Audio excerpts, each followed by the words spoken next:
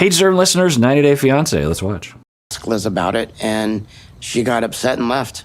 She's been drinking, and she's out walking with God knows who, maybe by herself. I have no idea. I don't know if I'm more upset or more worried about where Liz is. Hello. Okay. So he's saying, again, that she's drunk, and he has this perspective, she's being immature, she's a child, she's drunk, she doesn't know what she's doing, when there's a chance that because of her intoxication, that she might actually have the ability to stand up for herself. Sometimes when victims do drink, they are able to access their needs and anger more readily. They're less inhibited by the fears that they normally feel when they're not intoxicated. So there's that possibility. The only thing I can do is go home and wait for Liz to come back, if she will even come back.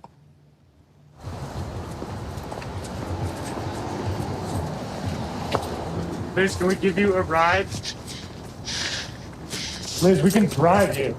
So I've been saying this throughout this whole sequence, that the ethics of the show have to be called into question. I never really realized this issue of ethics from the TV show came into sharp focus when we were watching Ben and Mahogany, that there was that scene when Mahogany was in the car and she just wanted to get away from Ben, and the TV show was seemingly not letting her do that. And since that time, some cast members have actually reached out to me and told me behind the scenes, and actually some producers who, I can't remember if they worked for this show or a different show, but they would inform me about what would happen behind the scenes. So I'm now more looking for it and more alerted to it. So for Liz, I've been saying from the beginning that, okay, she's trying to get away from Ed, but I also think she's trying to get away from the production team, because I think especially by now, she's a far way away from the location for the engagement party. And by the way, what an irony that at their engagement party, they would have this huge blow up. But anyway, and Ed never chased her. He never tried to get to her. So she could have gone half a block away and been separated from Ed. But I think most of the walking that she's been doing is to get away from the production team. Liz, can we give you a ride? Liz, we can drive you. So you can even hear it in his voice, right? That he is hearing rejection from her, or getting a rejection vibe from her, or something of just like, hey, we can drive you, meaning that he knows that she does not really want that offer. Of course, why would she not want that offer, right? To get a ride home or something, or somewhere. But I think Liz knows that if she hands herself over physically to the production team and she's stuck in a car, they can shove a phone in her face and say, Ed's on the phone, or they could try to convince her to drive home to where they live, where she lives with Ed, so that there can be a conversation there. And I think Liz knows she doesn't want that. But because of maybe her issues, she is having a hard time asserting that, and worries that if she relents, then she'll lose herself. I'm making a lot of assumptions, but that's a possibility in my eyes.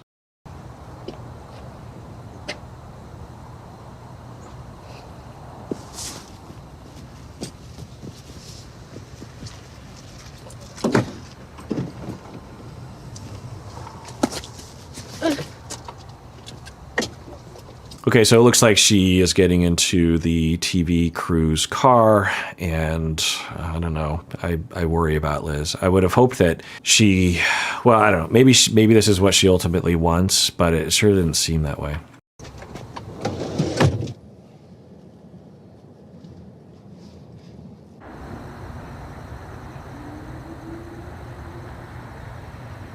He's the most insecure person. He doesn't believe in true love. I would do anything for that man. And you know what? I threw my wedding ring in the grass, and it's gone. It's gone. Yeah, so she's saying he is the most insecure person, and he doesn't know what true love is. He doesn't know that I would do anything for him, that I would never cheat on him. He is constantly accusing me of doing that, and not only sure of it, but also narcissistically attacking me in this very intimidating way. He's calling me names, accusing me of things all the time, getting angry at me, pushing me into a position of trying to beg him to believe that I'm there for him. And it happens all the time. And I'm, but the thing is I think she's been in this state before. I don't know that, but I think she's been here before. And so I wouldn't be surprised if they get back together after this. So I don't know. It's worrisome. But then she said she threw the engagement ring into the grass and it's gone forever. Okay.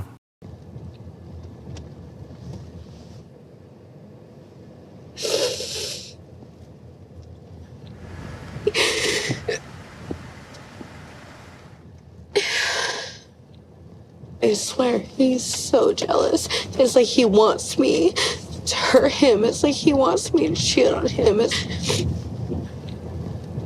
Yeah, that can be the case, not consciously, but unconsciously. People who have a lot of relational traumas regarding betrayal and abandonment, they are in a constant state pretty much of paranoia that that's going to happen, or even that it is happening right now. I'll have clients with these schemas who will introduce material such that half the time in therapy we're talking about their paranoia that they believe I do not want to work with them. It's a common enough presentation that you therapists out there have had clients like this in all likelihood with this schema, that they're, even for years and years, I'll be working with some people because of their schemas, because it was true when they were going up repeatedly in significant relationships that abandonment was indeed around every corner, and that their loved one, the people who were taking care of them, didn't really want to be with them and might have indicated as such, or at least it felt that way. And so because of those schemas and that paranoia and that sense of I don't deserve to be loved, the clients will present that to me. They'll be like, so that, last session you ended on time, and there was that other time when you ended a couple minutes late. And so because you ended on time, I'm pretty sure that meant that you don't really want to work with me. Do you even want to work with me? I mean, they'll be positive that I hate them and that I don't want to work with them when it couldn't be further from the truth. Every time I've been in a client relationship of that sort, I am deeply invested in the relationship for a variety of reasons, not just because I'm a human being, but also because I specialize in that kind of therapy and those kinds of clients. And so I do whatever I can to convince them otherwise, but I also know that that schema isn't going to go away anytime soon. And the way to counter it, the way to heal from it, is to have a corrective experience in which they actually do present that to me. And I provide enough evidence over time such that neurologically they can actually believe and accept that, oh, he does not secretly want to leave me. I'm 99% sure of that. And when the person really feels that and experiences it over time, then they can actually start to believe that they're good enough. They can start to not assume that other people are going to abandon them at every second. You can't just convince yourself. You actually have to go through the experience anyway. But one of the secret desires, which is self-destructive for people with these schemas, is they actually do want their close relationships to abandon them and betray them, or cheat on them or something. Because it's sort of like when you have a physical problem, like you're convinced that you have a certain problem with your body and you're suffering in some way, and you're just like, I'm sure I have something, and you go to the physicians and the medical professionals and they can't find anything wrong with you. And you're in this limbo state of just like, I know something's wrong, but I can't, no one's telling me what it is. And then you down the road finally get diagnosed with something pretty serious, something pretty dire. But there's a satisfaction often that will follow, which is totally natural, right? It's like, okay, finally, I have an answer. There's some closure there. It was this huge question mark that was dominating my life, and now I have an answer. I have X disease or something.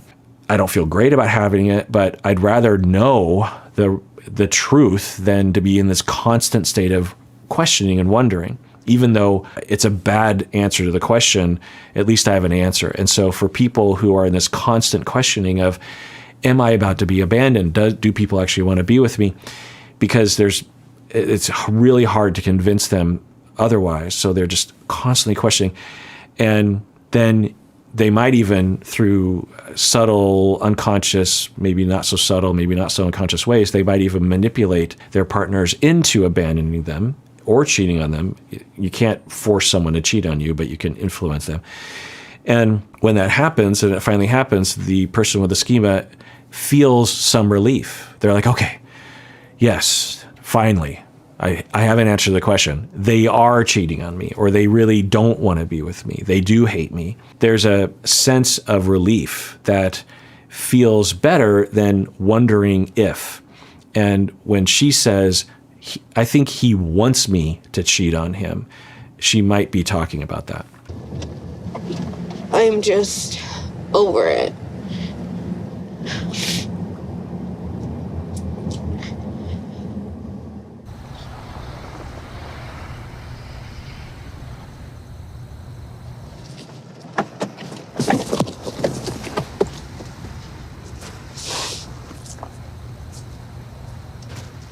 So she's going back home where Ed is, I think. And did the crew convince her to do that?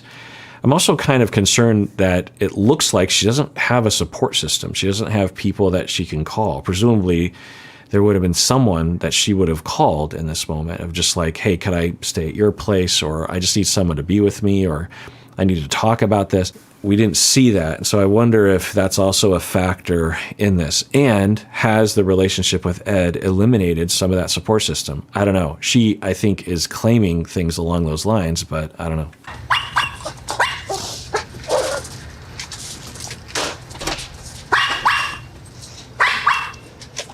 Maybe you gotta go back with your grandma and grandpa. Whatever. I'm serious. You got jealous over someone who was attracted to me. Liz, she was a lesbian that you were in a relationship with. She got physical with you. Okay, so we'll see how this conversation goes. It's starting off where it left off. He is sure of things. He's berating. You're wasted. Yeah, she doesn't look wasted to me. I mean, just think of Jovi, and also when Angela was on her way over to Michael's place. There are people who have been wasted on the show before. And maybe she is, but anyway. So he's berating her again and saying, you were in a relationship with her. And now, I am genuinely curious as to if that's even true. If that is true, then at least it gives their, a slight reason as to why Ed would become paranoid in that situation. But it certainly doesn't justify his abuse. But I am that question I don't think has been directly answered. Liz, maybe you gotta go back with your grandma and grandpa. Whatever. I'm serious. You got jealous over someone who was attracted to me. Liz, she was a lesbian that you were in a relationship with. She got physical with you. When? And you denied it. When? You tell me. You think I'm having a relationship with someone? You did in the past. No. Okay, so I believe Liz in that. She's saying, no, I did not have a relationship, but she did say that she was attracted to her, that the coworker was attracted to Liz. I don't know if there's any data along those lines, but Liz did basically indicate that. And then now she's saying, no, I did not have a relationship with her, which, okay, that was what I thought was what was happening. And yeah, so that was what I thought. So and maybe that's not true, but there's no reason to not believe it's not true, right? There's no reason to believe it's not true. And so Ed's entire reaction is based on just a complete paranoid distortion around the whole thing.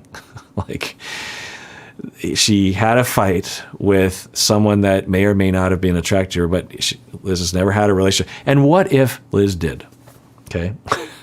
What if Liz did have a relationship with this other woman prior to meeting Ed or during one of their breakups? That wouldn't mean anything really. Liz, when we split up, you were both men and women.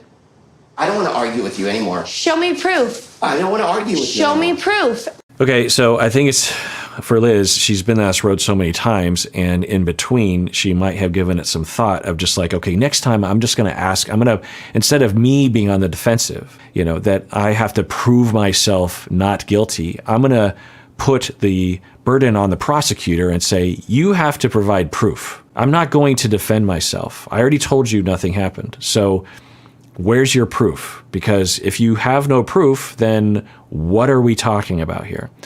So that's a good strategy. But on the other hand, it makes me worried that they're re-engaging and that Liz is still trying to work things out with him, which means that they'll go right back to this cycle unless they go to couple therapy and they both go to individual therapy, which I don't think is happening. Ed? I'm tired of your dishonesty. I want to marry you, but I can't. You don't want to marry me because you don't have... This is totally stepping back into trust issues in the past, but I don't feel like those are issues with me because I've never kept a relationship from him. Yeah, there's no reason to disbelieve her with this. Ed has provided no details, similar to how Angela was sure that Michael was doing all these horrible things, and the only data she provided was that Michael had an Instagram page where people had commented on his posts, including apparently some women. That was the only thing she could point to. Oh, and the fact that he asked for money in response to her attacking him. And we know that there's a lot of justification for that because she asked him not to work so that he wouldn't be distracted or, pulled away from an opportunity to be there for her. So that was the entirety of the data. And then the reaction from Angela was based on that, and thus we can point to Angela's reaction as completely irrational. And with Liz, we see a similar thing, that we would presumably hear data from Ed if there were data that justified worrying that Liz had been unfaithful. Plus, he hasn't really accused her of anything, really. I think what he's accusing her of is that she was maybe during the breakup, maybe in a relationship with this other woman. But even if that were true, who cares, right? He's not saying you're currently cheating on me or he hasn't said those words, because I don't even think he believes that, because I think he knows he doesn't have any data to support that.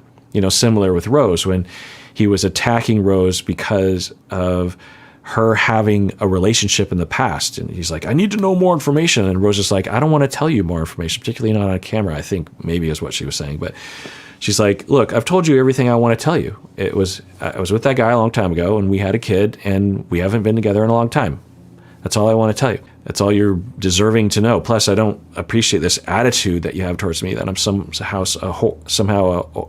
I'm at a place where it's justified that you're interrogating me. You're approaching me like I deserve to be interrogated. I don't deserve to be interrogated. So I think for Liz, she similarly is experiencing that.